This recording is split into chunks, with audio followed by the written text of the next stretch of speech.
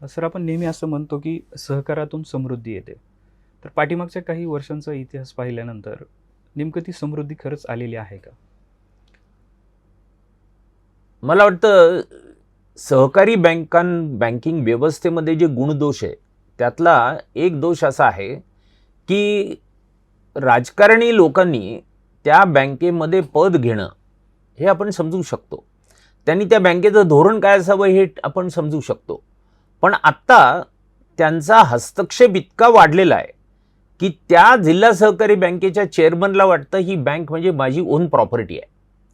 त्या बँकेमध्ये होणारी नोकर भरती त्याच्या मर्जीनुसार होते, जात बघून होते, नातेवाईक बघून होते.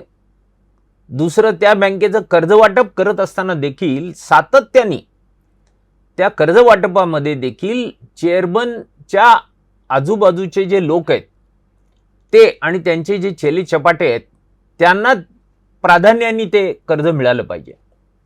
आणि मग या राजकीय हस्तक्षेपामुळे या जिल्हा सहकारी बँकिंग व्यवस्थेची पूर्ण वाट लागली. महाराष्ट्रामध्ये आता हाताच्या बोटावर मोजण्या इतक्या काही बँका जर सोडल्या, अपवाद जर सोडल्या, तर बाकीच्या सगळ्या बँका या खरं म्हणजे अडचणीत आलेल्या आहेत. वारंवार सरकार जी शेतकरी कर्जमाफी करते शेतकऱ्यांची, ती कर्जमाफी शेतकऱ्यांच्या हिताची आहे का नाही माहीत नाही, पण ती या जिल्हा सहकारी बँकांच्या हिताची मात्र नक्की आहे. म्हणजे याच्यावर जर कोण पोळी भाजून घेत असेल तर हे जिल्हा सहकारी बँका आणि त्यांचे जे पुढारीपण आहे त्यांची इनिफिशियन्सी किंवा त्यांचं मिसमॅनेजमेंट हे या जे काय कर्जमाफी आहे त्याच्यात पैसे जमा होतात आणि मग पुन्हा त्या बँकेला एक पुनरुज्जीवन मिळतं. या पद्धतीने या बँकांचा व्यवहार चालू आहे. सहकारातून समृद्धी वगैरे काही नाही. ती समृद्धी असेल तर ती जे कोणी चेअरमन किंवा ज्या कुठल्या राजकीय पक्ष पुढाऱ्यांच्या हातात त्या बँका आहेत त्यांची समृद्धी आहे. पण शेतकऱ्यांची समृद्धी मात्र सुतराम होत नाही, हे वास्तव आहे. अच्छा. सर, आपण आता जसं म्हणालात की बऱ्याच बँका अडचणीत आहेत. तर राज्यातील ज्या जिल्हा बँका आहेत त्याची सध्याची आर्थिक स्थिती नेमकी कशी आहे आणि मोजक्याच बँका फायद्यात आणि बहुसंख्य बँका तोट्यात, असं चित्र का नेमकं आहे? आपल्याकडे 36 जिल्हे आहेत आणि 31 जिल्हा सहकारी बँका आहेत आणि एक शिखर बँक आहे महाराष्ट्र स्टेट कोऑपरेटिव्ह बँक.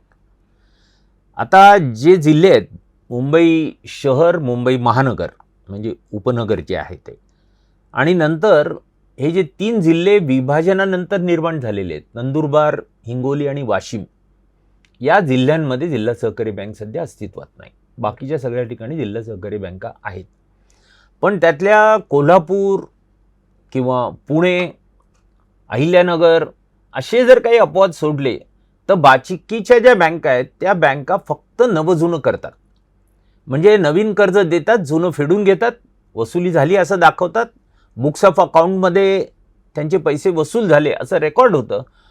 पण आता आपण जालना जिल्हा सहकारी बँकेचं एक साधं उदाहरण घेतलं तर जालना जिल्हा सहकारी बँकेचा क्रेडिट डिपॉझिट रेशो हा 65% आहे.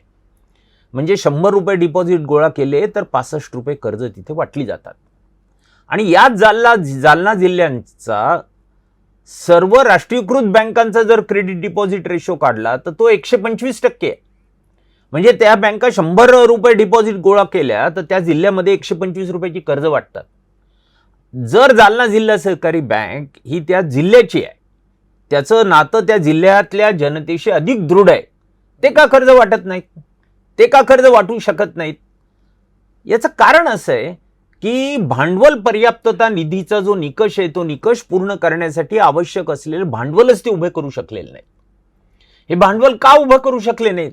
कारण ओव्हर अ पिरियड त्या बँकेने वाटलेली कर्ज वसूल झाले नाहीत, थकीत कर्ज वाढली आणि त्यातून त्या बँकेमध्ये निर्माण झालेला जो पेचप्रसंग आहे त्या पेचप्रसंगावर त्या बँका मात करू शकल्या नाहीत.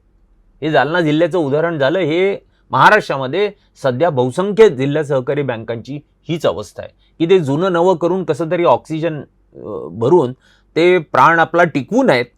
पण जर खऱ्या अर्थाने जर निकष लावले आणि या बँकांची जर फेरतपासणी केली तर आपल्या असं लक्षात येईल की त्यातल्या अनेक बँका जे दाखवत आहेत ते आणि जे वस्तुस्थितीत आहेत ते याच्यामध्ये जमीन आसमानाचं अंतर आहे. आणि आज नाही उद्या हा जो फुगा आहे तो फुगा फुटणार आहे. हे पैकी फार काळ हे जो भ्रम आहे किंवा मायाजाळ आहे हे असंच चालू राहील असं मला स्वतःला वाटत नाही.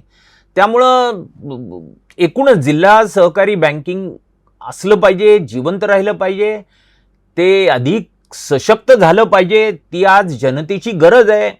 आणि विशेषतः जेव्हा बँकिंगमध्ये देखील खाजगीकरणाची भलावण केल्या जाते तेव्हा तर सामान्य माणसाचं हित जर कोणी प्रिझर्व करू शकणार असेल, संरक्षित करू शकणार असेल तर ते जिल्हा सहकारी बँका करू शकणार आहेत. पण त्यात जर अशा राजकारणी लोकांनी मोडून खाल्ल्या तर मग मात्र या जिल्हा सहकारी बँकिंगला काही भवितव्य नाही.